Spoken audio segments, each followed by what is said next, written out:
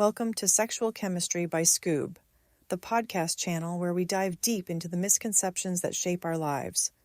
I'm your host, and today we're tackling a topic that affects virtually everyone but rarely gets honest science-based discussion: sex myths.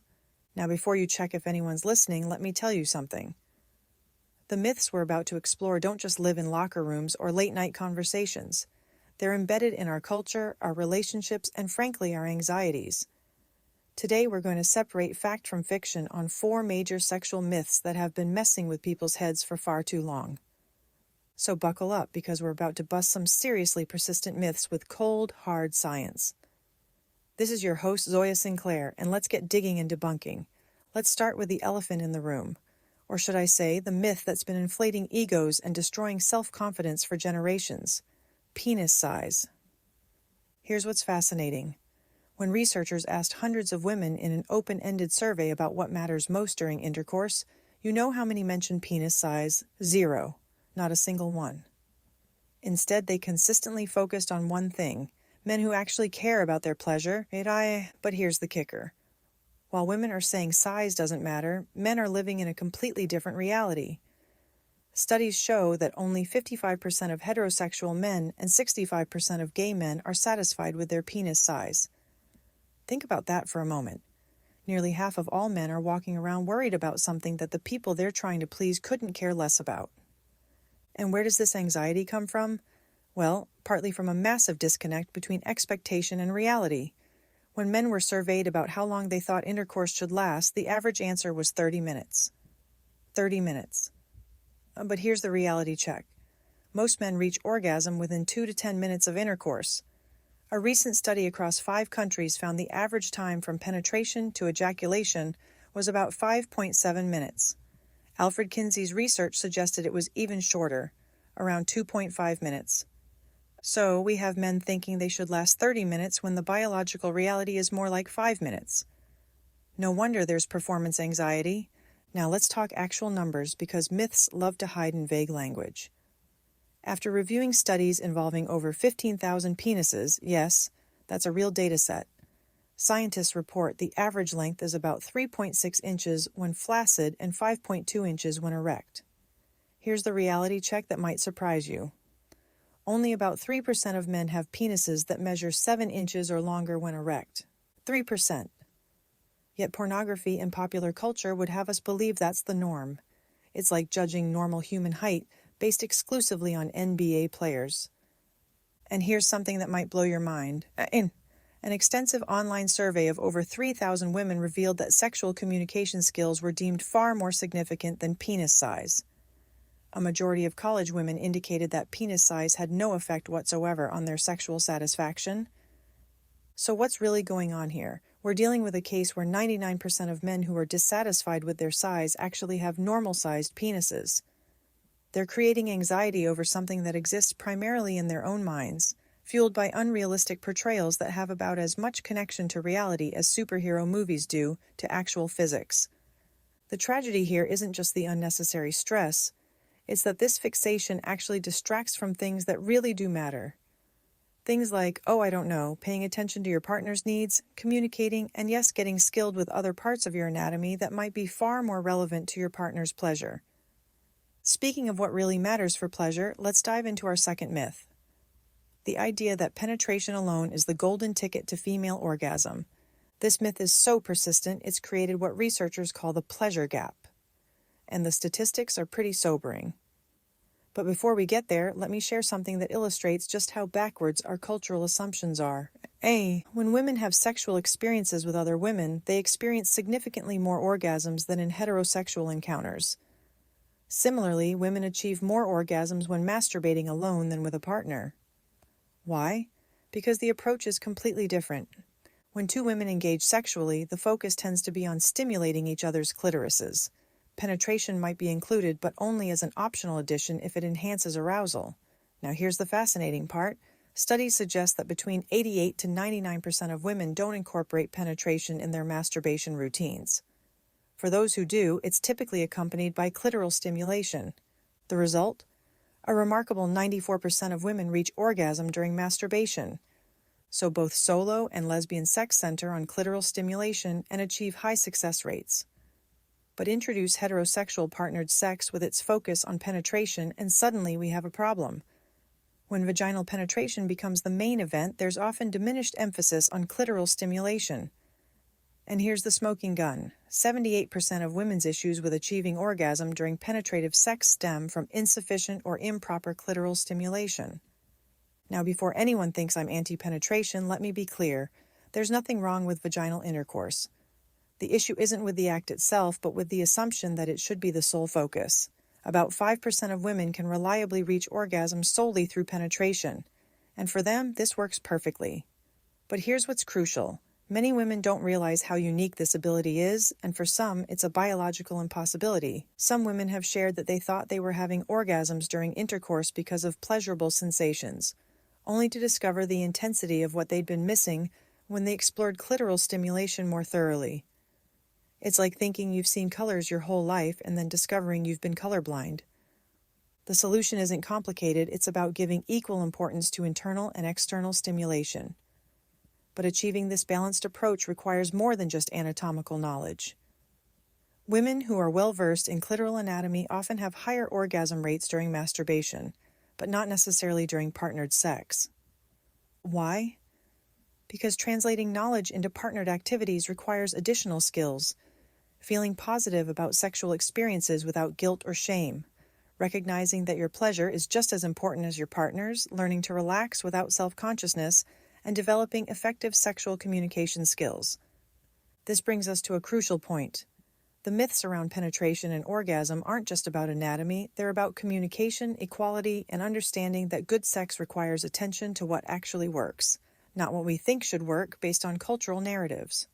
Now let's venture into the landscape of the mind, because our third myth deals with something almost everyone does but many feel weird about: sexual fantasy. The myth? That fantasizing is a sign you're not getting enough sex or that you're unsatisfied with your current relationship. This couldn't be further from the truth, and the numbers prove it. Approximately 90% of women and nearly all men engage in sexual fantasies. From a psychological perspective, fantasy acts as a bridge between forbidden desires and our socially conditioned minds. It's where the child within us can explore play, love, rebellion, and even pain in a completely safe manner, while still adhering to our moral compass. But here's what's really interesting. Fantasy isn't a refuge for the sexually deprived. It's actually the opposite. The more sexually arousable and experienced we are, the more inclined we are to fantasize. People in satisfying relationships don't fantasize less. They often fantasize more. And those fantasies that sometimes alarm us? They're nothing to fear. Rarely do people fantasize with the intention of acting these scenarios out in real life. Often it's precisely because we consciously realize we'll never actualize these dreams that they become safe playgrounds for our imagination. Think about the typical fantasy landscape. We cast ourselves as lead characters in thrilling narratives, being pursued, engaging in forbidden activities, scenarios in prominent public locations. These often involve impossible scenarios with multiple partners or public spectacles that reinforce their distance from reality. That distance provides security. Physiologically, fantasizing primes our bodies.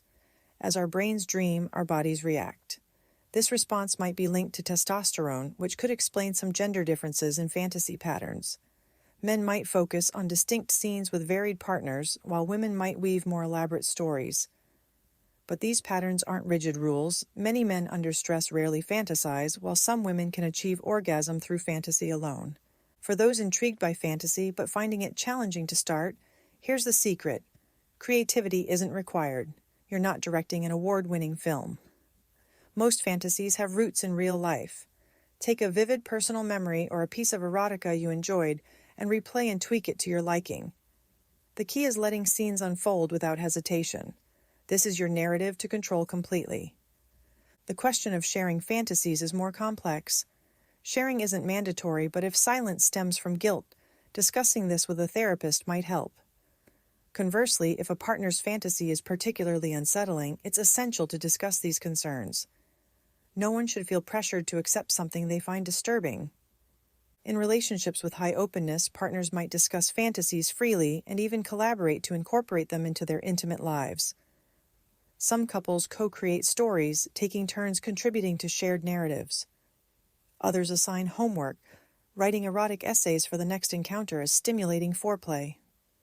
But here's where caution comes in. While the temptation to transform fantasy into reality can be strong, crossing that bridge involves risks.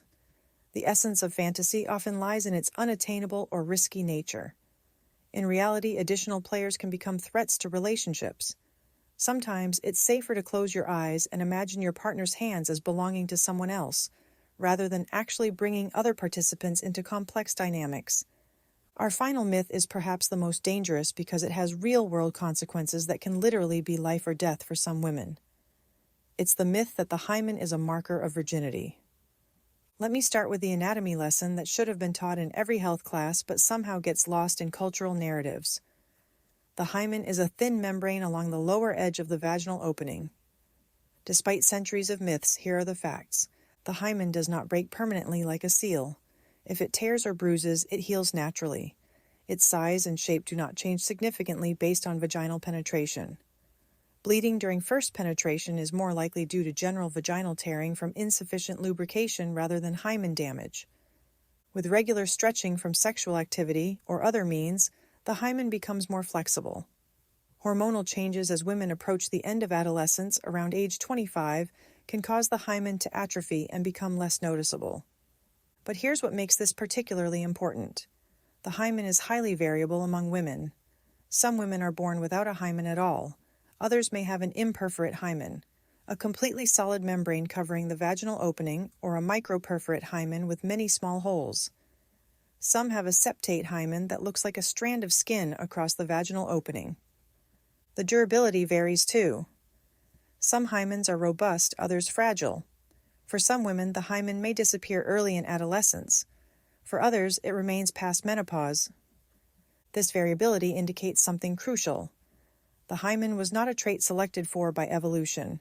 It serves no specific reproductive or other function.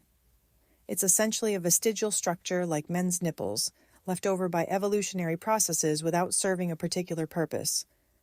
In fact, the hymen is a homologue of the seminal colliculus in male anatomy, a ridge in the urethra where it passes through the prostate. So, we have a biologically redundant, highly variable structure that serves no function. Yet Western culture, along with many others, fabricated a powerful narrative around the hymen as a marker of virginity, an idea with no scientific basis whatsoever. This conceptualization likely arose from times when women were considered property and their virginity was seen as valuable commodity. The idea of a barrier at the vaginal entrance became a cultural symbol of purity and ownership. Some societies even offer surgeries to reconstruct the hymen, as though it were a medical necessity, underscoring how deep-seated these myths are, despite the structure being biologically irrelevant. But this isn't just an academic discussion about evolutionary biology. In some cultures, a woman can face violence or even death if she's found not to have a hymen. Rape survivors might be dismissed because their hymen remains intact. These are the dangerous consequences of misconceptions that have no basis in anatomy or science. The cultural narrative around the hymen impacts women's physical health and well-being based on societal beliefs rather than anatomical reality. It's a perfect example of how powerful myths can become, when they serve certain social structures regardless of their truth. So what connects all these myths? They're designed to confuse, shame, and mislead, distracting us from what truly matters: communication, consent, and evidence-based understanding of our bodies and desires. From penis size anxiety to hymen myths, these stories persist not because they help us, but because they benefit someone else. But what if the real revolution in sex education starts by unlearning everything you thought you knew? There's more to the truth, and it's better, deeper, and way more human than the fiction. Interested in learning more? Then download the Skoob app now from App Store and Play Store to dive into the full episode and discover what real sex education sounds like. Honest, respectful, and myth-free.